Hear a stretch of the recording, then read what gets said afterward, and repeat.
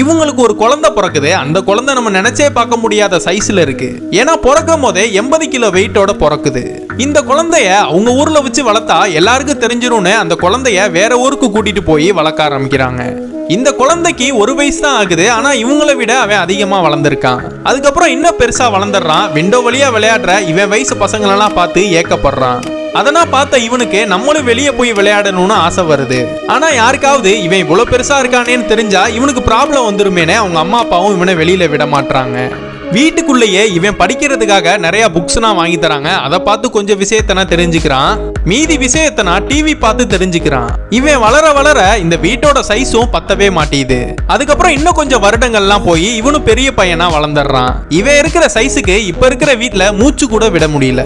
அந்த ரூமை விட்டு இவன் வெளியில வரணும்னா கூட அந்த ரூமை ஒடிச்சுக்கிட்டு தான் இவன் வெளியில வர முடியுது. அதனால இவனுக்குன்னு தனியா வெளியில உள்ள ஒரு கார்டன்ல பெரிய வீடே கட்டி தந்துடுறாங்க. இவன் வீட்டுல எக்ஸசைஸ் பண்ணணும்னா கூட இவங்க வீட்டு காரை தான் யூஸ் பண்ணிக்கிறான். கடைசியில தான் தெரியுது இவன் மனிதனே கிடையாது, இவன் ஒரு ஏலியன்னு சொல்லி இந்த சீரீஸை முடிக்கிறாங்க.